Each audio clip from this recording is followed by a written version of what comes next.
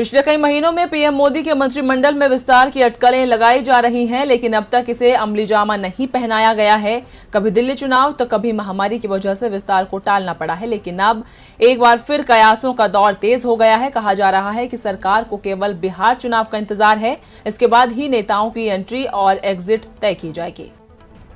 नरेंद्र मोदी को प्रधानमंत्री बने 1.5 साल का वक्त गुजर चुका है, लेकिन अब तक उनकी नई टीम नहीं बन पाई है।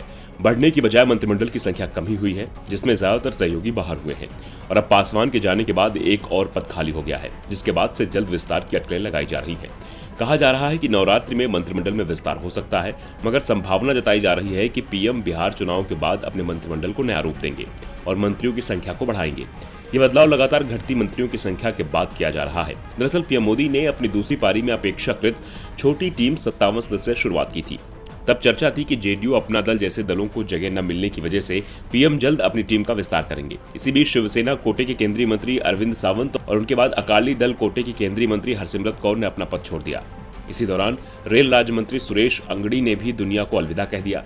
इस तरह से टीम मोदी में इस समय महज 53 सदस्य बचे हैं, जबकि पीएम अपनी टीम में 81 सदस्य रख सकते हैं। अब इस टीम में वे अपने सहयोगियों को जगह देते हैं या फिर बीजेपी के ही नेताओं को तवज्जो दी जाती है, इस पर सस्पेंस बरकरार है, क्योंकि इस वक्त मोदी के मंत्रिमंडल में सहयोगियों का प्रतिनिधित्व लगभग खत्म हो गया है। शिवसेना, अकाली दल, आजसू समेत कुछ और छोटे दलों ने एनडीए से नाता तोड़ा है। दूसरी पारी में पीएम ने अपने 3 सहयोगियों को कैबिनेट तो एक को राज्य मंत्री का पद दिया था। इसमें से कैबिनेट के तीनों पद अलग अलग कारणों से खाली हो गए। वर्तमान में सहयोगी दल से आरपीआई के रामदास अठावले ही बतौर राज्य मंत्री टीम मोदी में शामिल हैं। इसलिए कहा जा रहा है कि पीएम मोदी बिहार चुनाव के बाद सहयोगियों को शामिल करने पर फैसला ले सकते हैं। इसकी वजह जेडीयू का प्रदर्शन है।